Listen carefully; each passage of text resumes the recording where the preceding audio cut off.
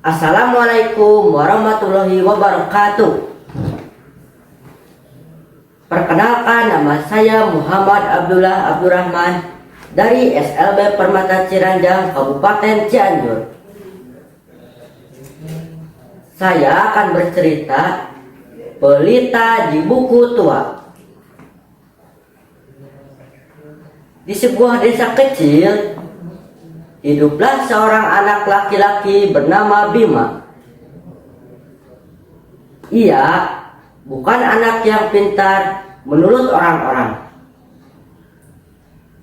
Nilainya sering pas-pasan dan ia kerap menjadi bahan ejekan bagi teman-temannya. Namun, Bima punya satu kebiasaan yang membuatnya berbeda. Ia sangat gemar belajar meskipun diremehkan.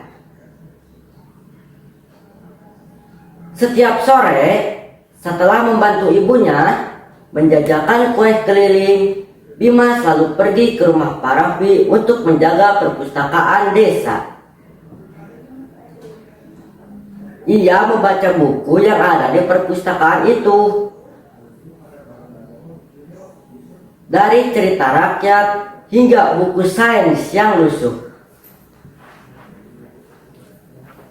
Suatu hari, Pak Raffi melihat Bima membaca buku tebal berjudul Rahasia Alam Semesta.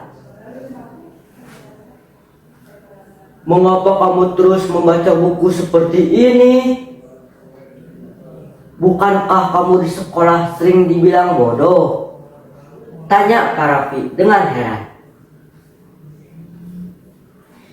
Bima menatap Pak Raffi sambil tersenyum kecil. "Kalau saya berhenti belajar, saya akan betul-betul bodoh, Pak.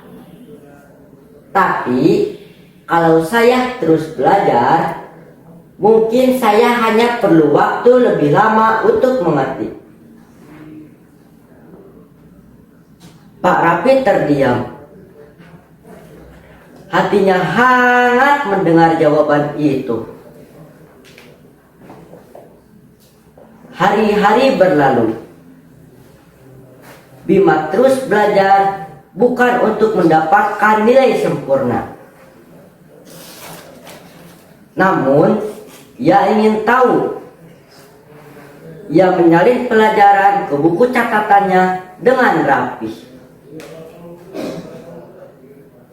Ia bertanya tanpa malu dan ia sering berdiskusi dengan Pak Raffi hingga larut malam.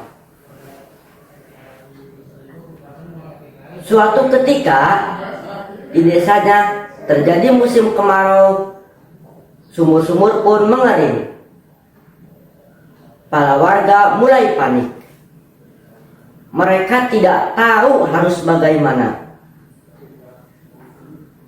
Bima pun teringat buku yang pernah ia baca tentang cara mencari sumber mata air. Ia pun berani mengusulkan ke para warga. "Di bukit belakang desa mungkin ada cadangan air di bawah tanah. Saya pernah membaca tentang itu," usulan Bima. Para warga pun meragukan, bahkan mencemooh usulan Bima. Anak ini tahu apa tentang alam, bahkan cara mencari sumber mata air di sekolah saja ia sering mendapat nilai 0.